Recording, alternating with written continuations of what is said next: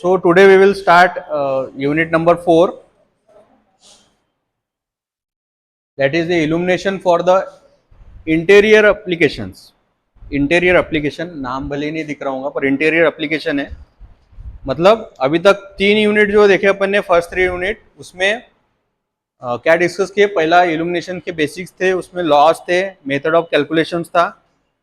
Second unit में different types of lamps थे, उसका कंस्ट्रक्शन, वर्किंग प्रिंसिपल, वो सब सेकेंड यूनिट में था। थर्ड यूनिट में कंट्रोल सर्किटरी था, डिमर सर्किटरी था और other single lamp control from single switch, 2 switch, 3 और 4 स्विचेस।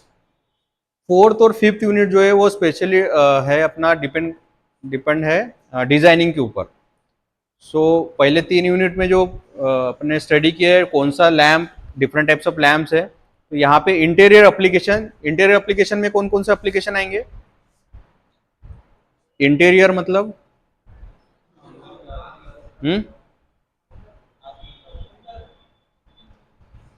बिल्डिंग जो है, बिल्डिंग के अंदर में जो भी चीजें आ रही है वो सब इंटीरियर में आएगा।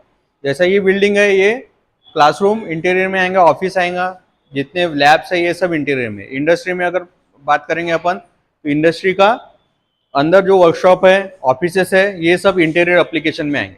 सो फोर्थ यूनिट में, ये यूनिट में अपने को डिस्कस करना है जितने भी टाइप का एप्लीकेशन है उसके इंटीरियर पार्ट में डिजाइनिंग उसका कैसा करना है। ठीक है। सो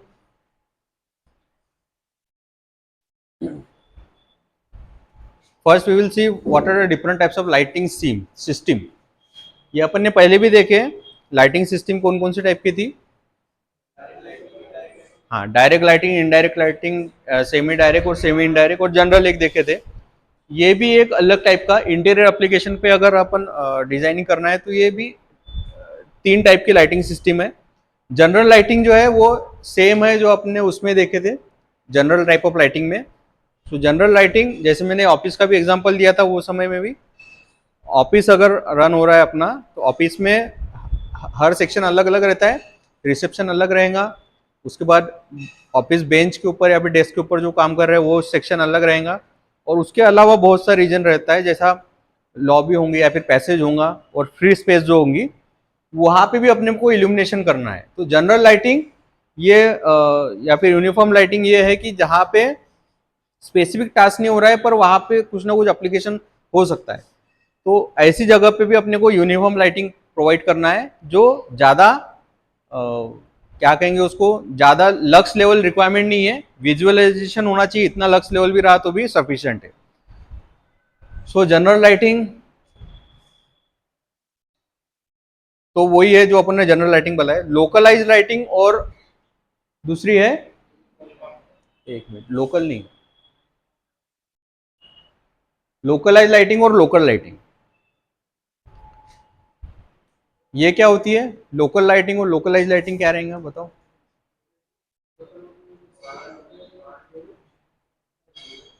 हम्म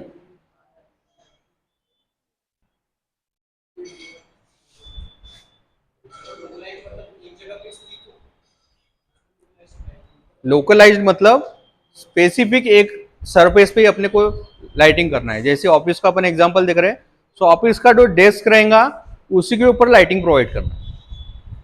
ठीक है। दूसरा, अगर समझ लो ड्राइंग हॉल है तो ड्राइंग हॉल का जो टेबल रहेगा, ड्राइंग हॉल के ऊपर ही अपने को फोकस करना है। समझ लो कोई ड्राइंग बना रहा है डिजाइनिंग की, या फिर आर्किटेक्ट जो काम कर रहा है, तो उसको वो जो उसका वर्किंग सरफेस कौन सा रहेगा, वो ड्राइंग शीट रहेंगी, तो वो ड्राइंग शीट के ऊपर ही अपने को फोकस या फिर लाइटिंग प्रोवाइड करना है। स्पेशली कौन सी टाइप की लाइटिंग रहेंगी, वो direct type of lighting system रहेंगी, जो 90 to 95% वो वर्किंग सरफेस के ऊपर आपको इल्यूमिनेशन प्रोवाइड करेंगे। सो ऐसा एप्लीकेशन जहाँ पे अपना जो रिक्वायरमेंट है उसी के ऊपर अपन लाइटिंग प्रोवाइड कर रहे हैं, वो आएगा आपका लोकलाइज लाइटिंग में। ठीक है। अब लोकल लाइटिंग क्या है फिर?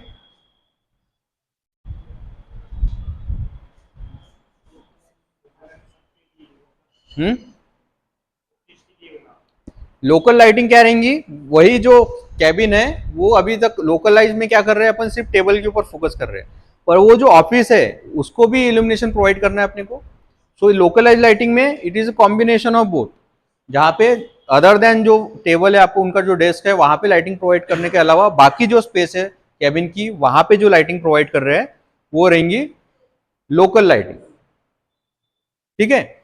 और तीसरा था अपना जनरल लाइटिंग, जो रेस्ट ऑफ प्लेस है, जो यहाँ पे कैबिन नहीं है, जो अदर प्लेसेस जितने भी है, मैं सिर्फ ऑफिस का एग्जांपल बता रहा हूँ, ये हर एप्लीकेशन में अलग रहेगा। जैसे इंडस्ट्री में अगर कोई समझ लो लेती मशीन पे काम कर रहा है, तो लेती मशीन के ऊपर अगर सिर्फ लाइटिंग प्रोवाइड करना है, वो लोकलाइज लाइटिंग रहेंगी। पर वो जो ऑपरेटर जो स्पेस में काम कर रहा है, उसको लोकल लाइटिंग भी प्रोवाइड करना पड़ेगा। So it is a combination of localise and local lighting. और उसके अलावा जो स्पेस है इंडस्ट्री में, वर्कशॉप में जो स्पेस है, वहां पे लाइटिंग जो प्रोवाइड कर रहे हैं, वो जनरल लाइटिंग या फिर यूनिफॉर्म लाइटिंग के हिसाब से अपन करेंगे। सो जो जब भी अपने को डिजाइनिंग करना है, it will be the combination of all the three lighting methods, सभी इसका कॉम्बिनेशन रहने वाला है। जैसे अपन ने वो पहले 3 मेथड्स देखे थे, डायरेक्ट, इनडायरेक्ट, सेमी डायरेक्ट या सेमी इनडायरेक्ट में, वहां पे भी वो भी कॉम्बिनेशन ही था। ठीक है, क्योंकि अपन उसमें डायरेक्ट लाइटिंग अपने को इल्यूमिनेशन के लिए कर रहे, इनडायरेक्ट अपन किस चीज के लिए कर रहे थे, डेकोरेशन पर्पस के लिए। ठीक है, तो वहां पे भी वो कॉम्बिनेशन था, यहाँ पे भी अपने को ये तीनों लाइट सिस्टम का कॉम्बिनेशन बना के इल्यूमिनेशन स्कीम डिजाइन करना है।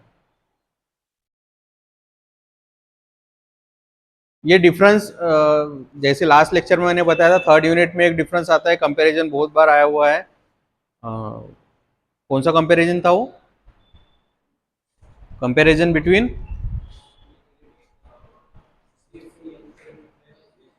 Control methods, on off control और डिमिंग कंट्रोल। ठीक है, वैसा ये लोकलाइज्ड और यूनिफॉर्म लाइटिंग के बीच में कंपैरिजन जो है बहुत बार आता है, इसलिए रखें। यूनिफॉर्म लाइटिंग और लोकलाइज लाइटिंग हमें समझ में आ रहा है। Localise lighting is a combination, localise मतलब वही एरिया में अपने को लाइटिंग प्रोवाइड करना है। So it is general lighting और लोकल उसके वर्ड से ले लिया उसने। It is use in domestic, commercial, industrial, it is use along with the general lighting. ये कभी भी सिंगल नहीं रहेगा, क्योंकि कोई रूम में आप देखोगे सिर्फ अगर वो बेंच के ऊपर लाइटिंग प्रोवाइड करना है, इतनी लाइटिंग नहीं रहने वाली। ये हमेशा जनरल लाइटिंग के कॉम्बिनेशन में ही रहेगी। It is uniformly distributed on working plane or entire surface which is to be illuminated. It is focused on a particular area. It requires number of lamps or light source. It requires single lamp or light source required wattage in the particular housing. Single lamp से हो सकता है। General lighting में अपने को number of lamps लगेंगे, क्योंकि वहां पे हर एरिया को अपने को यूनिफॉर्म इल्यूमिनेशन प्रोवाइड करना है। Light intensity at any point on working plane is constant. Light intensity at any point of working plane में वेरी, ये वेरी हो सकता है, ये वेरी नहीं होगा। क्यों? क्योंकि इसमें जनरल लाइटिंग में क्या कर रहे हैं अपन, डिजाइनिंग ऐसा कर रहे हैं कि हर जो पॉइंट है अपना इल्यूमिनेशन वर्किंग सरफेस का, वहां पे यूनिफॉर्म इल्यूमिनेशन अपने को मिलना चाहिए, ऐसे डिजाइनिंग कर रहे हैं। बल्कि मैंने पहले भी बताया कि वो आइडियलाइज कंडीशन है, हर जगह पे यूनिफॉर्म लाइटिंग मिलना, अपने को यूनिफॉर्म इल्यूमिनेशन मिलना पॉसिबल नहीं है, बट नियर अबाउट हर जगह पे सेम इल्यूमिनेशन मिलना चाहिए, इसके हिसाब से डिजाइनिंग कर रहे हैं। लोकलाइज लाइटिंग में डिपेंड करेगा, वेरी करेगा सरफेस के ऊपर से।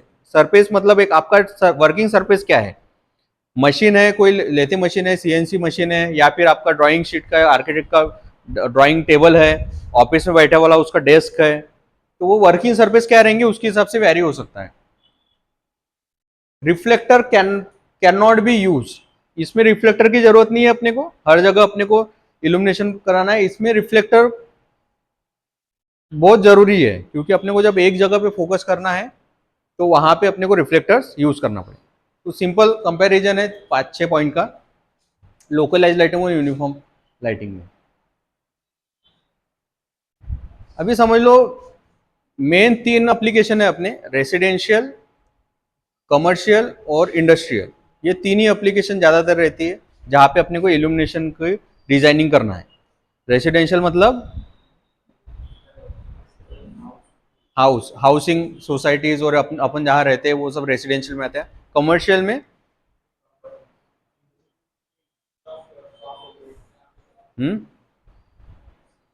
शॉप्स आएगा और ऑफिसेस आएंगे, स्कूल कॉलेजेस आएंगे, मॉल्स हो गए, तो ये जो प्लेसेस है ये कमर्शियल एप्लीकेशन में आएंगे।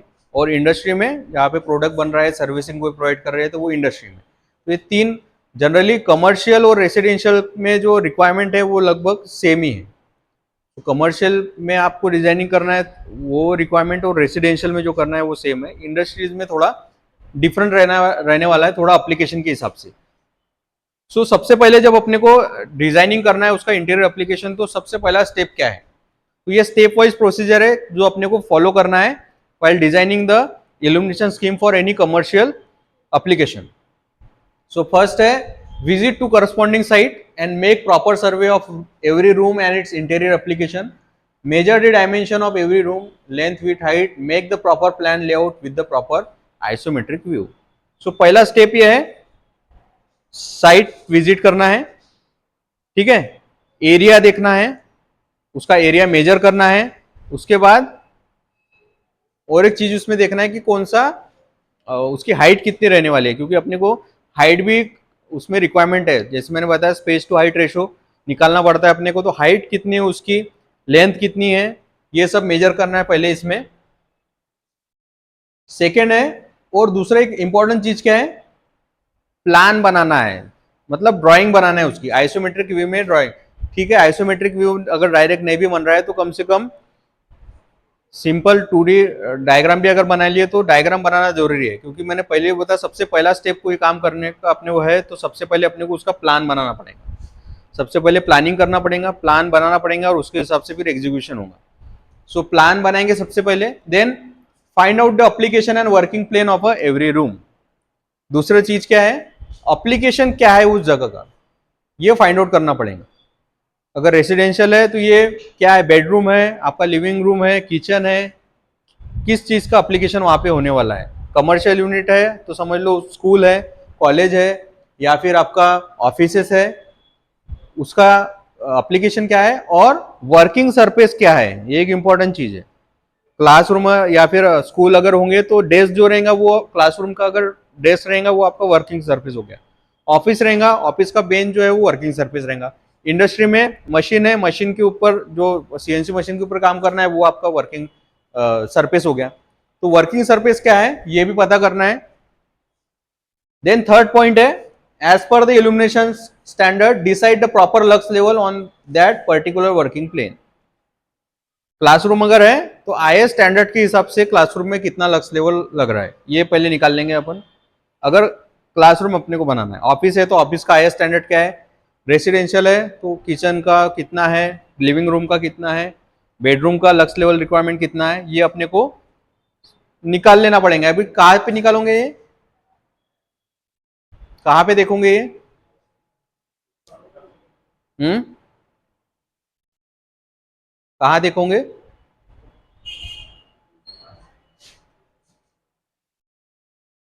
आईएस स्टैंडर्ड देखना पड़ेगा।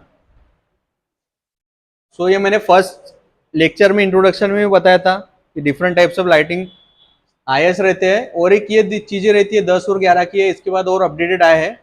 आप गूगल में भी सर्च करोगे तो आ जाएगा। क्या लिखा हुआ है,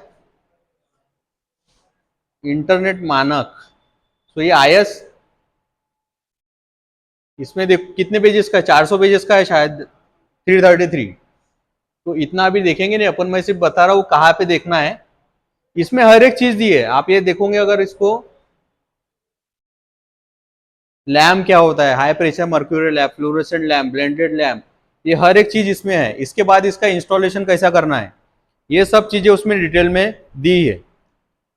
10 में है, 11 में है, नेशनल लाइटिंग कोड 10 का और 11 का, इसके बाद के भी और आए हैं, तो थोड़े थोड़े उसमें जो चेंजेस है वो होते रहते हैं। जो फॉर्मूला वगैरह है ना अपन सब देखते हैं वो सब इसमें दिया हुआ है। जो आप बुक में भी आपको फॉर्मूला दिखेगा वो आईएस में से आया हुआ है डायरेक्ट। तो ये आप गूगल में भी सर्च करोगे या फिर मैं इसको ग्रुप में शेयर कर दूंगा।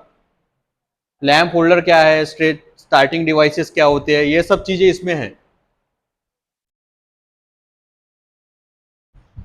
इसके अलावा देखो इंटीरियर एप्लीकेशन का आईएस, ये आईएस है।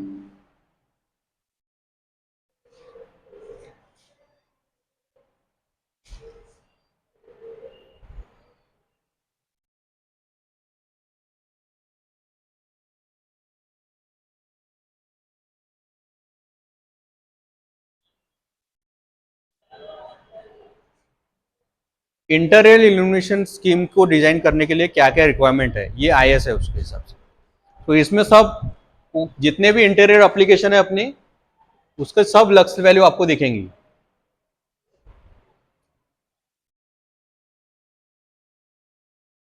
ये फॉर्मूला भी वैसे आएगा, डायरेक्ट लाइटिंग, इनडायरेक्ट लाइटिंग, ये सब दिखेंगे, लोकलाइज लाइटिंग, ये सब आईएस में से आया हुआ है, जो थ्योरी में आपको बुक में सब दिख रहा है। इसको भी आप पढ़ लोगे तो भी बहुत सी चीजें क्लियर हो जाएंगी। ल्यूमिनस इंटेंसिटी, लक्स का डेफिनेशन क्या है, रिफ्लेक्टर्स क्या है, ये सब चीजें आईएस से आई है। जो आपको बुक में आई है वो कैसे, ऐसा नहीं है कि किसी को लगा और वो दे दिए, सब आईएस स्टैंडर्ड के हिसाब से डेफिनेशन जो है। तो कहाँ से आया ये दिखाने का मकसद ये है कि अपने को ओरिजिनल ओरिजिन कहाँ से हुआ है, ओरिजिन उसका ये पता रहना जरूरी है। सो ये आईएस ध्यान में रखना, 3646, आईएस 3646। तो ये अगर इसको और देखोगे लास्ट लास्ट में, ये देखो ये एंगल निकालना, थीटा जो निकाल रहे थे अपन, वो सब चीजें इसमें दिखेंगी। कभी अगर समय रहा और खाली रहा तो ये आईएस थोड़ा पढ़ के देखना क्या रहता है, तो आईएस भी कैसा लिखा जाता है और उसमें क्या क्या डिटेलिंग रहती है वो भी समझ में आएगा। ये देखो एग्रीकल्चर हॉर्टिकल्चर में जितने भी प्रीमाइसिस है उसका लक्स लेवल कितना रहेगा। जैसा ये है देखो, फार्म वर्कशॉप कितना लक्स लेवल रहना चाहिए, ये रेंज में रहना चाहिए। कोल माइनिंग में कितना रहना चाहिए, कोल प्रिपरेशन प्लांट, लैंप रूम। सो ऐसा ही सेम एग्रीकल्चर का है। फिर उसके बाद अलग अलग इंडस्ट्री का भी दिखेगा आपको, सिरेमिक्स में, स्टील इंडस्ट्री, पेंट वर्क में कहाँ रहेगा, स्टील मेटल जहाँ पे प्रेसिंग और रोलिंग हो रही है वहां पे लक्स लेवल कितना रहेगा। तो ये सब चीजें इसमें दी हुई है। तो कौन से एप्लीकेशन के लिए कितना लक्स चाहिए ये यहां से मिल जाएगा। ठीक है, तो ये रिक्वायरमेंट थी अपनी इसमें। As per the illumination application के हिसाब से लक्स लेवल निकाल लो। उसके बाद क्या करेंगे, find out the total lumen required on the working plane.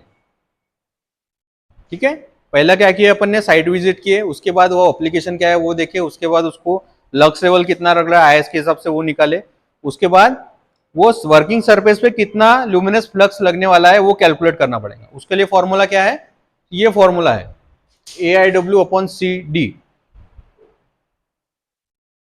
ठीक है, ए क्या है, एरिया है, आई इज ल्यूमिनस इंटेंसिटी है, W is waste light factor है, वो है waste light factor, W is waste light factor. Waste light factor क्या रहने वाला है, वेस्ट लाइट मतलब कौन सी लाइट रहेंगी, वो जितनी रिक्वायरमेंट है उससे ज्यादा लाइट प्रोवाइड अगर कर रहे हैं अपन, समझ लो 300 लक्स अपने को रिक्वायरमेंट है और वो 500 लक्स अगर लैम्प दे रहा है तो वो वेस्ट लाइट में जाने वाला है 200 लक्स, तो वहां से वो वेस्ट लाइट फैक्टर बनेगा।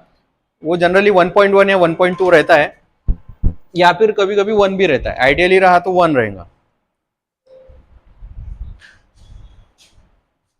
सी और डी क्या है, सी इज द यूटिलाइजेशन फैक्टर या फिर कोएफिशिएंट ऑफ यूटिलाइजेशन जो अपन ने डेफिनेशन देखे थे, और डी है वो है डिप्रिसिएशन फैक्टर, वो भी अपन ने डिस्कस किए है डेफिनेशन के वक्त।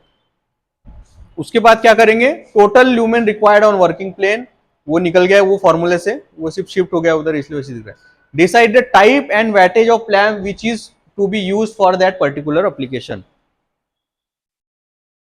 कौन से टाइप का, अभी अपने क्या किया, एप्लीकेशन पता चल गया, लक्स लेवल पता चल गया, लक्स टोटल ल्यूमिनस फ्लक्स कितना निकालना है वो भी पता चल गया है। अभी डिसाइड करना है अपने को कौन से टाइप का लैंप यूज करना है। जो अपन ने different types of lamp study किए उसमें से कौन से टाइप का और कितने वैटेज का लैंप अपन यूज करेंगे वो डिसाइड करना है। फ्लोरेसेंट लैंप अगर डिसाइड करना है तो उसके हिसाब से कैलकुलेशन रहेंगे। अगर समझ लो एलईडी अगर डिसाइड कर रहे हैं तो उसके हिसाब से कैलकुलेशन अलग रहेंगे। सो पहले लैंप और वैटेज डिसाइड करेंगे, उसके बाद अज्यूम प्रॉपर इल्यूमिनेशन एफिशिएंसी। ये अज्यूम किसकी एफिशिएंसी अज्यूम करना है, लैंप की, पर अज्यूम करने की जरूरत नहीं है, आप उसके सर्च भी करेंगे। जैसे मैंने बताया था गूगल में आप सर्च करोगे 20 वैट एलईडी लैंप की एफिशिएंसी तो वो ल्यूमिनेशन एफिशिएंसी आ जाएंगी। अभी क्यों बोला है उसने, क्योंकि वहां से आपको नंबर ऑफ लैंप्स रिक्वायर्ड निकालना है। तो कितने लैंप्स लगेंगे वो है टोटल ल्यूमेन रिक्वायर्ड जो अपन ने पहले निकाल लिए है, divided by weightage of each lamp multiply by efficiency of each lamp. उसके लैम्प का वैटेज कितना रहेगा, और उसकी ल्यूमिनस इफिशियंसी कितनी रहेंगी, वहां से आपका टोटल नंबर ऑफ लैंप्स कितने लगेंगे वो यहां से निकल जाएंगे। ठीक है, तो find out total number of lamps and tubes by using this formula. अभी लैंप्स कितने लग रहे हैं वो पता चल गया अपने को, कौन से वैट, उसका वैटेज वगैरह क्या रहेगा, ये सब अपना हो गया है। उसके बाद टोटल पावर रिक्वायरमेंट कितनी रहेंगी वो भी निकालना जरूरी है, क्योंकि अपने को वायरिंग भी प्रोवाइड करना है लैंप प्रोवाइड करने के साथ साथ। तो पावर, टोटल पावर कंजम्पशन निकालेंगे, और जितना टोटल पावर कंजम्पशन निकला है उसका जनरली 1.5 टाइम्स रेटिंग रखेंगे। क्यों ज्यादा रखेंगे कि थोड़ा बहुत फ्यूचर स्कोप के लिए अपने को उसमें स्कोप रहना चाहिए। समझ लो अगर वैटेज में 5 किलोवाट का अगर ये निकल रहा है, उसका टोटल कैलकुलेशन 5 किलोवाट निकल रही है, तो उसको अपन समझ लो 1.5 टाइम्स और ज्यादा करेंगे तो कितना आ जाएगा वो 7.5 के हिसाब से आप किलोवाट के हिसाब से आप वायरिंग प्रोवाइड करना पड़ेगा, ताकि अगर समझ लो 10-20 लैंप अगर थोड़ा एक्सपेंशन करने के बाद अगर बढ़ गए अपने, तो वो, क्योंकि क्या होने वाला है देखो, लैंप और ये कम या ज्यादा हो सकते हैं, पर जब वायरिंग आपको करना है, केबलिंग जब करना है, उसको अगर आपको चेंज करना पड़ा तो उसका जो एक्सपेंस है वो बहुत ज्यादा है। ठीक है, क्योंकि एक बार आपने केबल का साइज डाल दिया, समझ लो 10 स्क्वायर का केबल अगर डाले, और आपको फिर अगर लोड बढ़ गया आपका, समझ लो कुछ एक्सपेंशन करने के बाद, तो वो पूरा केबल चेंज करने के लिए जो खर्चा लग रहा है वो, तो क्योंकि पूरा वो केबल निकालना पड़ेगा और दूसरा नई साइज का रखना पड़ेगा। तो इसलिए वो अवॉइड करने के लिए अपन पहले क्या करते हैं, थोड़ा ज्यादा रेटिंग का वहां पे केबल रखते, और ज्यादा उसकी रेटिंग में ज्यादा फर्क नहीं है, क्योंकि अगर 10 स्क्वायर का आप देखोगे और उसके बाद आप 20 स्क्वायर में देखोगे तो रेट में उतना फर्क नहीं आएगा, पर अगर आप उसको चेंज करोगे पूरा तो फिर कैपिटल इन्वेस्टमेंट आपका ज्यादा हो जाएगा। तो इसलिए फ्यूचर एक्सपेंशन के हिसाब से थोड़ा ज्यादा रेटिंग के हिसाब से वायरिंग करना है। Find out the rated current, rated current निकालेंगे, ये formula V I cos pi सभी को पता है, √3 VL cos pi. Determine size and cable of required, cable क्या साइज का लगेगा, करंट के हिसाब से रहेगा वो, करंट की रेटिंग क्या है उसके हिसाब से केबल का साइज रहेगा अपना, 3 कोर रहेगा, 4 कोर रहेगा, केबल कैसा रहेगा।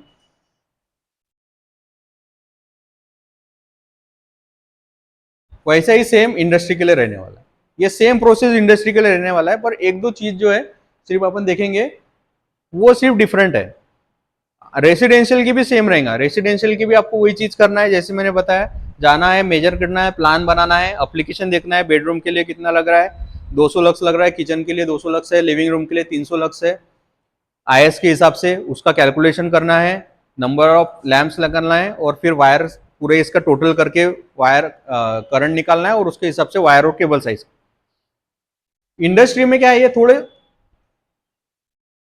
सराउंडिंग कंडीशन भी अपने को देखना पड़ेगा, सराउंडिंग कंडीशन इंडस्ट्री की कैसी है, क्योंकि अब इंडस्ट्री का क्यों देखना पड़ रहा है, क्योंकि इंडस्ट्री जो है नॉर्मली सिटी के बाहर ही रहती है, आउटसाइड में एमआईडीसी एरिया वगैरह में वहीं पे इंडस्ट्री रहेंगी। सो पहले तो वो सेम है, देखो टाइप ऑफ इंडस्ट्री क्या रहेंगी, वो द टोटल प्रीमाइसेस का एरिया वही सेम चीज है, उसके बाद लोकेशन ऑफ द फैक्ट्री कहाँ पे लोकेटेड है, और द सराउंडिंग कंडीशन जैसा विंड, नेचुरल सनलाइट, रेनफॉल कितना है ये देखना जरूरी है उसमें। ठीक है, तो कौन से एरिया में है वो देखना पड़ेगा अपने, उसके हिसाब क्यों ये सराउंडिंग विंड प्रेशर क्यों देखना पड़ रहा है, ये चीजें क्यों रहेंगी, क्योंकि अगर इंडस्ट्री में बात कर रहे हैं अपन तो समझ लो इंडस्ट्री का इंटीरियर अगर देख रहे हैं, समझ लो वर्कशॉप है, तो वर्कशॉप में वर्कशॉप अगर देखोगे आप तो थोड़ा लार्ज इसका रहता है, तो वहां पे अपने को कभी कभी उसके अंदर भी पोल लगाना पड़ता है, हाइट अगर ज्यादा अपने को रखना है तो एक तो अपन सीलिंग के ऊपर दे सकते हैं, या फिर वहां पे पोल इंस्टॉल करके ये देखना पड़ेगा, तो उसकी हाइट कितनी रहने वाली और विंड प्रेशर क्या रहेगा, तो वो जितना भी अपन स्ट्रक्चर उसमें लगा रहे हैं वो सब उसमें जो विंड प्रेशर है उसमें क्या कहेंगे उसको सस्टेन करना चाहिए। ठीक है, आइस अगर समझ लो स्नोफॉल अगर ज्यादा हो रहा है तो वो चीजें भी कंसिडर करके चलना पड़ेगा, रेनफॉल अगर ज्यादा हो रहा है तो, रेनफॉल अगर हो रहा है समझ लो ज्यादा तो क्या रहेगा, मॉइस्चर ज्यादा रहेगा। ठीक है, एटमॉस्फेयर में मॉइस्चर ज्यादा रहेगा, और लैंप अपने को उसके हिसाब से डिसाइड करना पड़ेगा जो कि थोड़ा टेम्परेचर को जो है बढ़ा के रखें, जैसे हेलोजन वगैरह रहते थोड़ा एटमॉस्फेयर का टेम्परेचर बढ़ाते हैं, वैसी लैंप वहां पे यूज करना पड़ेगा। Type of product which are manufactured in the factory, ये एक इंपॉर्टेंट चीज है, ये अपने को क्यों देखना पड़ेगा, क्योंकि एग्जांपल जैसे मैंने बताया टेक्सटाइल इंडस्ट्री का है, अगर कपड़ा बन रहा है तो वहां पे कलर ज्यादा इंपॉर्टेंट चीज रहने वाली है। सो कौन से टाइप की इंडस्ट्री है, कभी कभी प्रोडक्ट, किसी इंडस्ट्री में प्रोडक्ट बनते हैं, कोई इंडस्ट्री सिर्फ सर्विसिंग प्रोवाइड करती है, कोई सिर्फ पैकिंग करती है, कोई प्लास्टिक की रहती है। सो कौन से टाइप की इंडस्ट्री है और उसकी स्पेसिफिक रिक्वायरमेंट क्या है, ये अपने को पता रखना पड़ेगा उसमें। इंडोर और आउटडोर एरिया कितना है उसका, the working plane required for the indoor application whether it is round surface and above the ground surface, ground surface पे है या फिर ग्राउंड सरफेस, सिंगल स्टोरी है, डबल स्टोरी है, 3 स्टोरी है, कितने स्टोरी की बिल्डिंग है, वो भी अपने को निकालना पड़ेगा।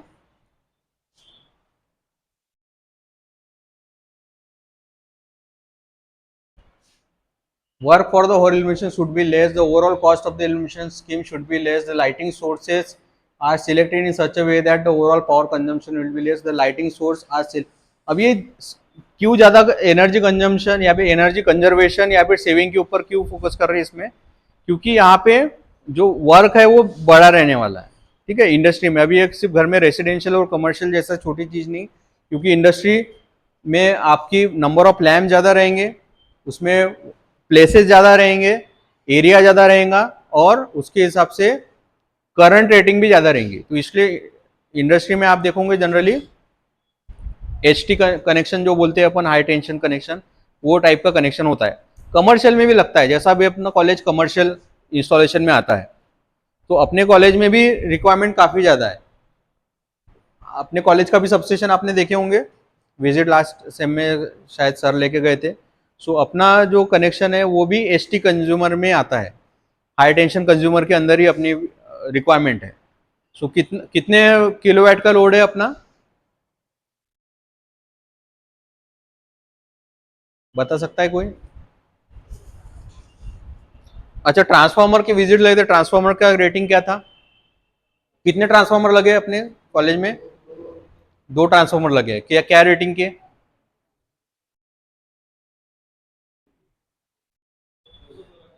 हम्म, 216। और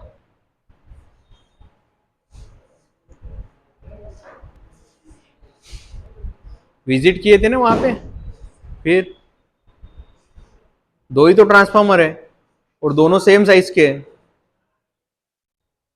कितने रेटिंग के थे?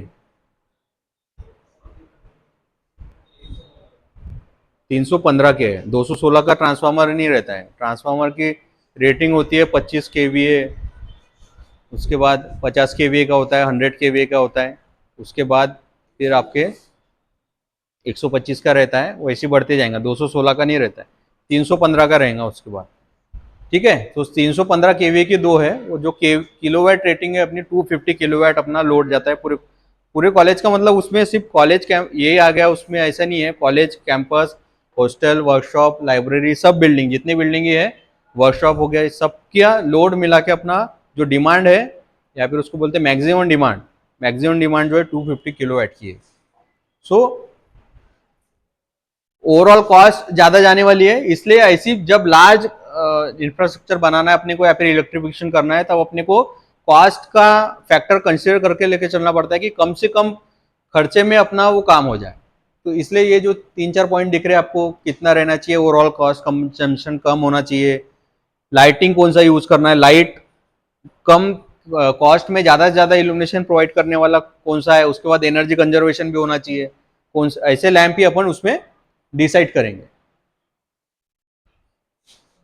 सो गुड इंडस्ट्रियल लाइटिंग किसको कहेंगे, अभी अपने सब डिजाइनिंग कर लिए, कॉस्ट लगा दिए, खर्चा सब, वो प्रोसेस जो है सेम रहने वाला है। रेसिडेंशियल कमर्शियल में जो है वो सेम प्रोसेस रहने वाली है, इंडस्ट्री में भी केबल साइज निकालेंगे, इल्यूमिनेशन निकालने के बाद उसके बाद कॉस्ट निकालेंगे, वो सब चीजें हो गया। अब इल्यूमिनेशन स्कीम कंप्लीट होने के बाद उसको गुड इल्यूमिनेशन स्कीम है इंडस्ट्री की, उसको कौन कौन से पॉइंट रहना चाहिए। तो ये फैक्टर्स है या फिर उसके बेनिफिट्स क्या है, encourage the personal for a better working, जो भी वर्कर है उसका काम करने का जो एरिया है वहां पे अगर आप खुद ही इमेजिन करो, अगर समझ लो आप काम कर रहे हो, या फिर आप क्लासरूम का ही इमेजिन करो, क्लासरूम में आप एग्जाम देने जा रहे हो और समझ लो बहुत कम लाइटिंग है वहाँ पे, सब दरवाजे खिड़कियाँ बंद है और एक लाइट दिया हुआ है जिसमें इल्यूमिनेशन आपको ना दिख रहा है पेपर में। सो आपका जो इफिशियंसी उस पर फर्क पड़ेगा कि नहीं पड़ेगा? ठीक है, क्योंकि आपको वहां पे बैठने की इच्छा नहीं होगी, काम करने की इच्छा नहीं होने वाली है। सो जितना अगर आप बेटर, मतलब उसको कुछ भी तकलीफ ना होते हुए उस जितना इल्यूमिनेशन रिक्वायरमेंट है और एटमॉस्फेयर अगर अच्छा है तो उसकी भी इफिशियंसी बढ़ेंगी। उसकी इफिशियंसी बढ़ने से क्या होगा, इंडस्ट्री की इफिशियंसी भी बढ़ेंगी। जो इंसान समझ लो 4 घंटा काम कर सकता है, वो 1 घंटा और ज्यादा करेगा अगर उसको एटमॉस्फेयर अच्छा मिला है। सेल प्रमोट होगा। ठीक है, प्रेम सेल मतलब जो इंडस्ट्री में है, जो प्रोडक्ट बन रहा है वहां पे सेल प्रमोट होगा। In factory lighting arrangements are plan to increase the productivity and to improve the quality of the production. अब फैक्ट्री में भी अलग अलग सेक्शन रहता है, उसमें सेल सेक्शन अलग रहेगा, प्रोडक्ट जहां पे बन रहा है वो अलग सेक्शन है, उसके बाद उसका मार्केटिंग और सेक्शन अलग है और सेल सेक्शन अलग है। कभी कभी आप जाते हो समझ लो शोरूम में, तो वो सामने में जो लग रहते हैं वो कस्टमर को अट्रैक्ट करने के लिए जो चीजें करना पड़ता है वो भी उस टाइप का इल्यूमिनेशन स्कीम भी अपने को रखना पड़ेगा, ताकि बाहर से शोरूम ऐसा दिखे कि कस्टमर की आने की वहां पे इच्छा हो। जैसे आप गाड़ियों के शोरूम में, ज्वेलरी शोरूम में आप देखते हो, कपड़ों को भी इसमें आप देखते हो। तो current correct and good illumination scheme avoid the accident. ये इंडस्ट्री का मैं कई बार बता चुका हूँ एग्जाम्पल भी, स्ट्रोबोस्कोपिक इफेक्ट वगैरह रहेगा, वो अवॉइड होना चाहिए। By proper illumination scheme energy saving will be effective and with the cost saving also. It should have the sufficient light. It should not strike the eyes. It should not produce glare. It should be installed at a place that is gives uniform light. It should be correct types. It should be of correct type as needed. Correct type as needed मतलब जो type की lighting चाहिए वो, मतलब direct lighting provide करना है, indirect, semi direct है, general lighting provide करना है, तो वो सो जो रिक्वायरमेंट है वो ही अपने को उसमें प्रोवाइड करना है। ये लक्स लेवल रिक्वायरमेंट है आपके डिफरेंट डिफरेंट एप्लीकेशन की। सो ये कहाँ से आया हुआ है? आईएस से। जो आईएस है उसमें आप देखोगे, सो जनरली ये सब है आपके रेसिडेंशियल। रेसिडेंशियल जो इंस्टॉलेशन है उसमें किचन आपको दिखेगा, लिविंग रूम है, स्टेयरकेस है। कभी कभी ये किचन का जो है 150 से, आप आईएस भी अगर देखोगे तो उसमें रेंज दिया हुआ है, तो ऐसा नहीं कि स्पेसिफिक 200 बोले तो 200, कभी कभी आप बुक में देखोगे 150 से 200 ये रेंज में दिखेगा। सो 150 से 200 के बीच में कितना भी चल सकता है, क्योंकि आईएस में भी वैसा दिया है। तो ये 150 भी लिखे तो भी चलता है, 150 से 200 दिखे तो भी चलेगा। स्टेयर केस भी वैसा ही है, स्टेयर केस आप 70 टू 100 रेंज में दिखेगा। किसी किसी बुक में आपको 70 दिखेगा, किसी में 100 दिखेगा, तो 70 टू 100 रेंज में चलेगा। डाइनिंग रूम है, ड्रेसिंग रूम। सबसे ज्यादा रिक्वायरमेंट देखो कहाँ लग रही है, बाथरूम मिरर। ठीक है, या फिर उसको ड्रेसिंग मिरर जो बोलते हैं। तो मिरर में समझ लो जो मेकअप वगैरह करते हैं अपन, उसमें सबसे ज़्यादा रिक्वायरमेंट लगने वाली है लाइटिंग के लिए। 700 लक्स सबसे ज़्यादा वहीं पे है। स्टडी टेबल पे 300 लक्स में काम हो जा रहा है। ये कुछ कमर्शियल इंस्टॉलेशन है। Entrance hall and reception area. Reception जहाँ पे रहेगा, ऑफिस में एंटर करते हैं अपन, या फिर कॉन्फ्रेंस रूम जहाँ पे मीटिंग होती है ऑफिस की, वहाँ पे रिक्वायरमेंट है। स्टेयर देखो यहाँ पे दिख रहा है आपको 70 टू 100। सो मैंने बोला वो रेंज में कहीं ना कहीं रहेगा, क्योंकि आईएस में रेंज दी हुई है। Lift handling, lift landing, lift जहाँ पे आ रही है वहाँ पे कितना रिक्वायरमेंट है। और ये स्पोर्ट्स कौन से है ये? सब इंडोर वाले, इंटीरियर एप्लीकेशन के जो है। तो इंडोर स्पोर्ट्स जो है वहाँ पे रिक्वायरमेंट कितना है? बैडमिंटन कोर्ट है, कैरम हॉल है, टेबल टेनिस और बास्केटबॉल। तो जितने इंटीरियर या फिर इंडोर गेम जिसको कहते हैं अपन, उसमें रिक्वायरमेंट कितनी लगनी है ये है। और ये आईएस की कॉपी है, वहां पे आप देखोगे तो वहां से लिया हुआ है। आईएस के पास से ही डायरेक्ट उसको कॉपी पेस्ट किया है। ठीक है। सो ये यूनिट में क्या है, ये डिजाइन कैसा करना है वो मेन चीज रहने वाली है इसमें। लक्स लेवल कितना है वो आईएएस से डायरेक्ट लेना है। तो ये यूनिट में आपको ज्यादातर न्यूमेरिकल के ऊपर ही क्वेश्चन आएंगे, या फिर थ्योरी में अगर आए क्वेश्चन तो समझ लो यही क्वेश्चन आ सकता है कि स्टेप वाइज प्रोसीजर क्या है।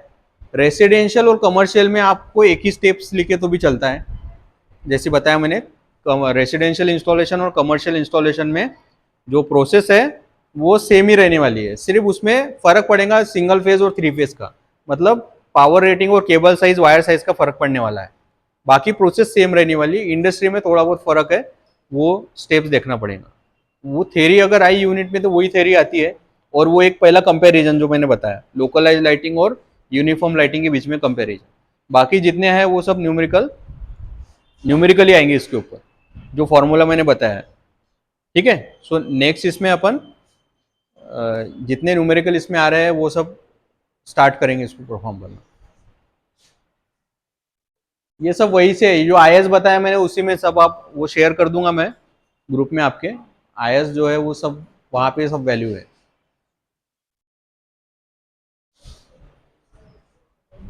ठीक है। So in next lecture we will solve the numerical based on this topic.